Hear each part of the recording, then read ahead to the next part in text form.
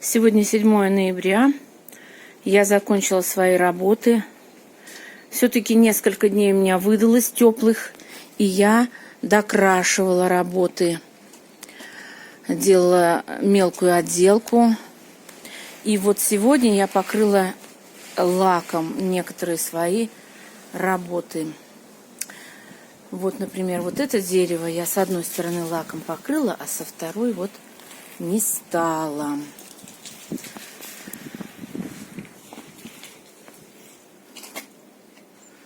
По поводу стола. Стол я все-таки покрыла лаком. Потому что это такой объект, который нужно вытереть мокрой тряпочкой, помыть поверхность стола. Вот. Сегодня у нас плюс 9, последний денек теплый. Все-таки впереди зима. Вот в таком состоянии я оставляю свои работы на зиму. Ну, работы, я бы сказала, сделано мною все на 100%. Завершена. Металлические изделия сделаны. Здесь я сделала подмедную пластину. Столик для всяких кастрюль. Печка. Поверхность печки я добавила несколько цветов. Охру добавила. Чуть-чуть бордового. Темно-коричневый. И вот белая окантовочка здесь у меня. Печку я покрыла лаком.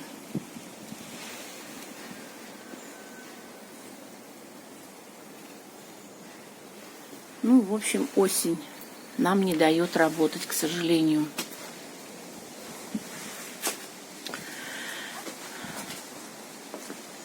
Ну, вот повесил светильники вот эти искусственные.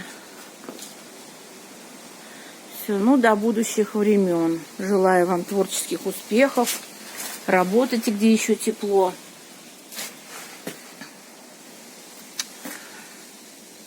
Вот, а мы на этом, у нас поступают каникулы. Ну, может быть, какие-то работы будем делать в доме, мелкие. Вот в этой работе я вам показываю, в этом видеоролике я показываю вам окончательное решение цветовое моих работ. А следующее видео у меня будет про лаки. Все плюсы и минусы использования лака по мокрому камню. До скорых встреч!